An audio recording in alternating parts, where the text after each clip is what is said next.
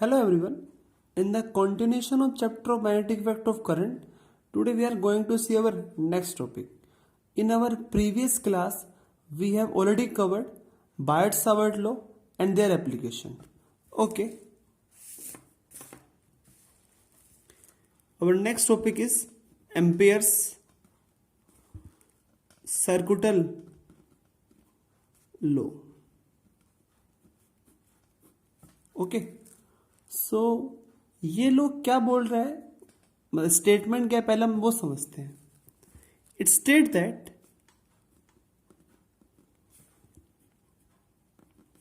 The line integral of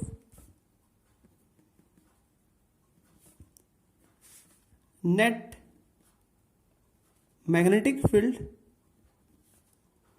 over a close loop is equal to mu naught times the current threading through the loop.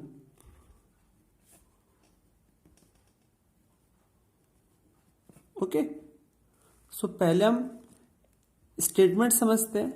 देखो, हमें बोला गया है, मान लेते हैं कि आपके पास कुछ ये करंट कैरिंग मान लो वायर है.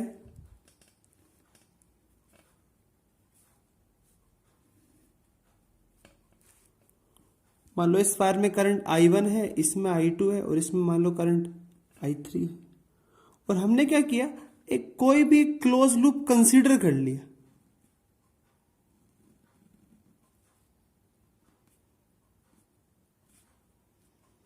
ओके, ये बेसिकली मेरे पास क्या है, कोई भी क्लोज लूप है.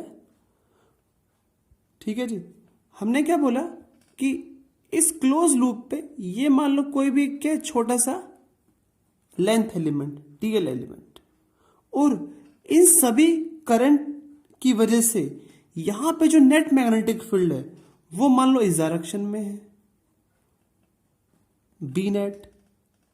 ओके, तो ये लोग क्या बोल रहे हैं, the line integral of net magnetic field. देखो, इसका मतलब है ये लेंथ, तो इसका हम बोलते हैं line integral. The line integral of net magnetic field over a close loop is equal to mu not times the current threading through the loop. Threading का मतलब क्या है कि इस लूप को कितना करंट कट कर रहा है, क्रॉस कर रहा है.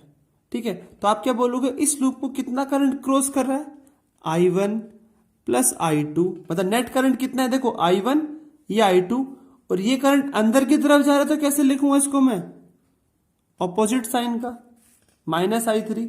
तो ये बेसिकली मेरे पास क्या चुका है, जो करंट इस लूप को क्रॉस कर रहा है, या नेट करंट कितना है वो ये है. ओके, तो जो हमारा एम्पेयर सर्कुइटल लॉ है वो ये कुछ ही है, the line integral of net magnetic field over a close loop is equal to mu not times the current passing या threading through the loop. Okay, ठीक है जी. ये आपका क्या स्टेटमेंट है. तो पहले हम इसका एक प्रूफ भी देख लेते हैं. प्रूफ क्या है, देखो, अगर मान लो आपके पास कोई इनफाइनाइट वायर है, मतलब एक लॉन्ग वायर है, स्ट्रेट वायर है. ठीक है, अब मुझे मैग्नेटिक फील्ड मान लो पता है यहां से R डिस्टेंस पे. ठीक है, तो हमने क्या किया, कोई भी क्लोज लूप ले लिया.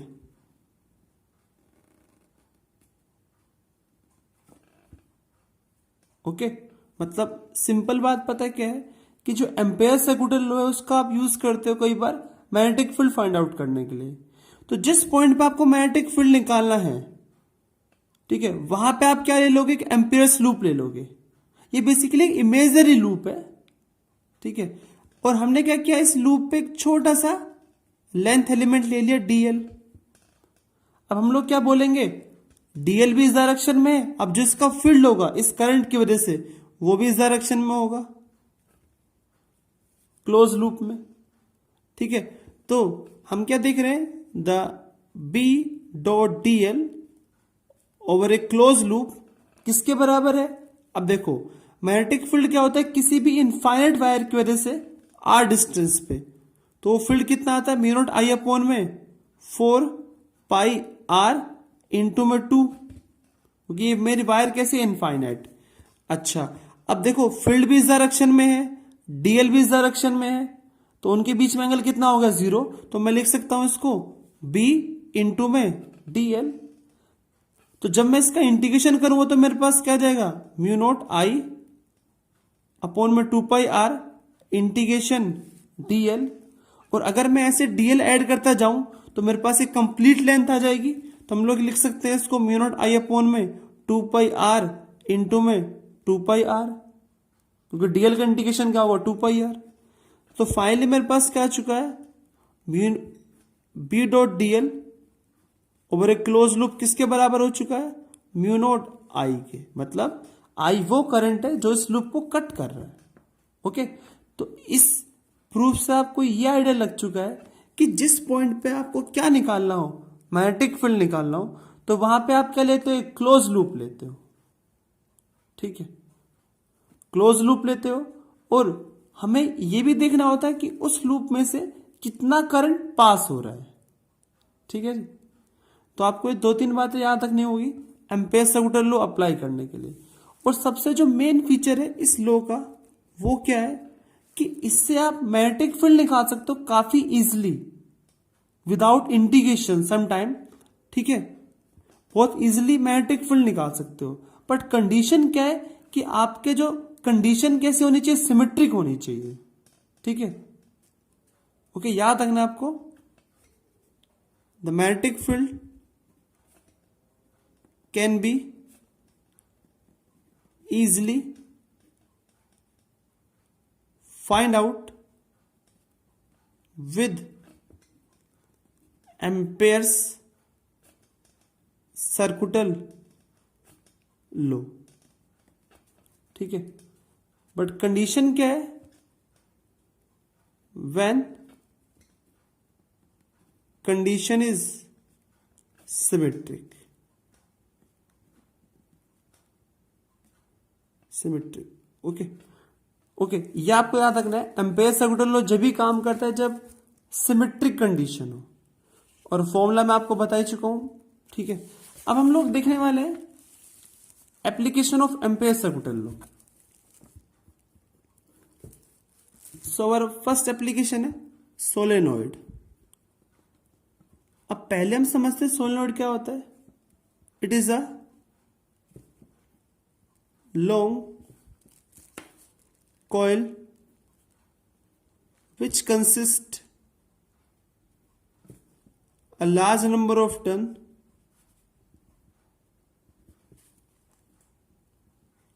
turn of insulated copper wire। और दूसरी बात क्या है सोलेनोइड में कि जो लेंथ होगा, the length of solenoid is much larger than radius of the solenoid. ठीक है, मतलब सोलेनोइड आप कैसे बोलते हो, देखो अगर आपके पास कोई भी एक कॉइल है मान लो जिसमें नंबर ऑफ टर्न्स है बहुत ज्यादा, ओके, और जिसकी लेंथ भी बहुत ज्यादा है as compare to the radius of the coil, तो ऐसी कॉइल को आप क्या बोल सकते हो, सोलेनोइड बोल सकते हो।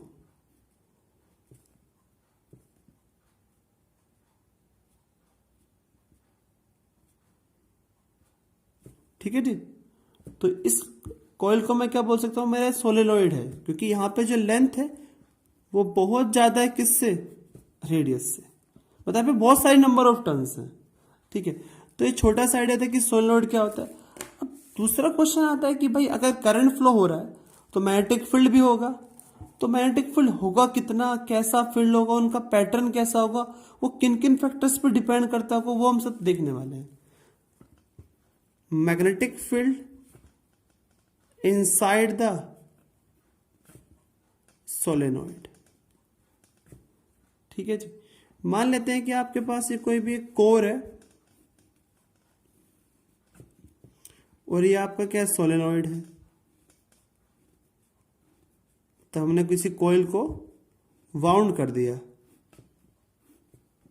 और करंट मान लो यहां से एंटर कर रहा है और यहां से हमारा करंट लीव कर रहा है। तो मेरा सोलिड बन चुका है। अब इसका अपना मैग्नेटिक फील्ड भी होगा। तो देखो जब हम इस कॉइल को यहां से सीन करेंगे तो आप क्या देखते हो, करंट कैसा है यहां से एंटी क्लॉकवाइज।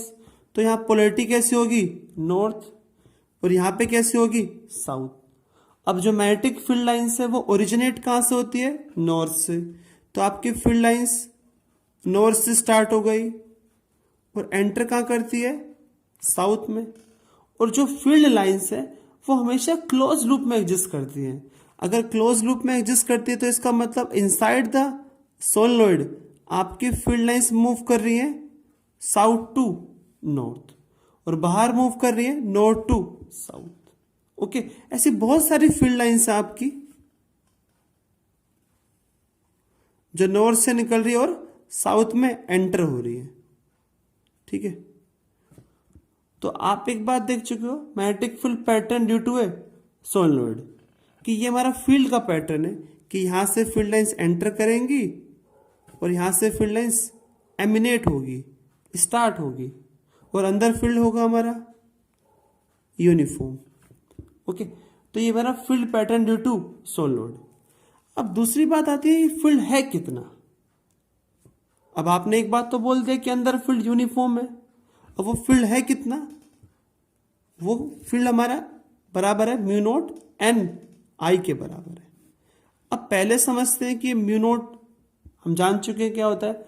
म्यू नॉट क्या होता है, absolute permeability of the free space. और एन यहां पे क्या है, देखो एन यहां पे number of turns in unit length, कि एक यूनिट लेंथ में जितनी आपकी नंबर ऑफ टर्न्स है वो यहां पे क्या है, एन। ओके, तो एन को आप कई बार ऐसे भी कैलकुलेट करते हो। अगर मान लो एन नंबर ऑफ टर्न्स है और लेंथ मान लो कितनी है, एल, तो स्मॉल एन किसके बराबर होगा, कैपिटल एन अपॉन में एन के। ओके, अब नेक्स्ट यहां से क्या आता है, देखो अब यहां पे आई वो करंट है जो इस कॉइल में पास हो रहा है। ठीक है, तो आप जानते हो अच्छी तरह। अब नेक्स्ट ये बात आती है जो हमारा फील्ड है वो किन किन फैक्टर्स पर डिपेंड करता है। अब field depends on, field depend करता है नंबर ऑफ टर्न्स पे। जितनी आपकी नंबर ऑफ टर्न्स ज्यादा होगी, मतलब number of turns per unit length, जितना ज्यादा होगा आपका फील्ड भी क्या होगा, ज्यादा। जितना करंट भी ज्यादा होगा उतना भी फील्ड ज्यादा होगा। अब तीसरी बात आती है यहां पे, वो डिपेंड करता है कि nature of material of core, वो इस बात पे भी डिपेंड करता है कि आपका जो कोर है, कोर बेसिकली क्या है, जिसके ऊपर वो वाइंडिंग करते हो आप। ठीक है, कि उसका मटेरियल कैसा है। अगर वो मटेरियल कैसा है, फेरोमैग्नेटिक सब्सटेंस, जैसे आयरन है, कोबाल्ट है, निकल है, तो आपका फील्ड स्ट्रॉन्ग होगा। ठीक है, तो आपको ये बात भी याद रखना है, field depends on nature of material of core. ठीक है, अगर मैं आपसे पूछूं, अगर आप किसी भी आयरन रोड को इंसर्ट कर दोगे इस कॉइल के अंदर, तो आपका फील्ड क्या होगा, आंसर क्या आएगा यहां पे, इंक्रीज। ठीक है, तो आपको याद रखना है, when we insert a iron road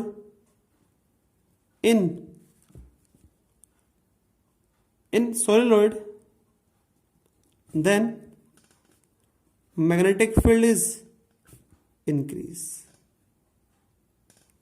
okay, increased. तो आपको याद रखना है, अगर आप मीडियम चेंज करोगे तो आपका भी फील्ड क्या होगा, चेंज होगा। ओके, तो ये वो सब फैक्टर थे जिन पे हमारा फील्ड क्या था, डिपेंड करता था। अब नेक्स्ट टॉपिक क्या है हमारा, टोरॉइड। ओके, अब टोरॉइड बेसिकली क्या है, अगर आपके पास ये मान लो कोई भी एक सोलेनॉइड था इसको मैंने कन्वर्ट कर दिया या फॉर्म कर दिया एक रिंग की फॉर्म में, ठीक है। तो इस चीज को आप क्या बोलोगे, टोरॉइड बोलोगे, ठीक है। मान लो मेरे पास कोई भी ये मान लो कोर है जिसके ऊपर मैंने ये वायर वाउंड कर रखा है। तो आप क्या देख रहे हो, ये जो डोनट शेप आपको दिखाई दे रही है इसी को हम लोग क्या बोलते हैं, टोरॉइड, ठीक है। अब दूसरी बात क्या है, अब टोरॉइड में जो फील्ड होता है, अब जो यहां पे हमारा फील्ड है टोरॉइड के अंदर, वो फील्ड भी कैसा है, यूनिफॉर्म है। अब उस फील्ड की वैल्यू भी सेम है जो हमने ऊपर देखा है फील्ड, म्यू नॉट एन आई, ये आपको याद रखना है। मतलब अंदर फील्ड यूनिफॉर्म है बट इनर साइड में फील्ड कितना है, 0, ठीक है। मतलब हमारी जो ये कॉइल आप देख रहे हो वो इतनी पैक्ड है कि जिनके थ्रू आपकी मैग्नेटिक फील्ड लाइंस बाहर निकल ही नहीं रही है। जितने भी फील्ड लाइंस है वो अंदर ही एग्जिस्ट कर रही है, बाहर फील्ड लाइंस नहीं है और ना ही इनर एरिया में आपकी फील्ड लाइंस है। तो आपको याद रखना यहां फील्ड 0 है, मतलब रिंग के अंदर भी 0 आप देख रहे हो, but inside the toroid field कितना है मेरा, यूनिफॉर्म है, mu not an I. Again ये फील्ड इन तीनों फैक्टर पे डिपेंड करता है, नंबर ऑफ टर्न्स, करंट पे, nature of material of core, okay. तो ये छोटा सा आइडिया था किसके बारे में, एम्पेयर सर्कुलर लॉ के बारे में और सोलेनॉइड के बारे में एंड द टोरॉइड के बारे में। Okay, thanks.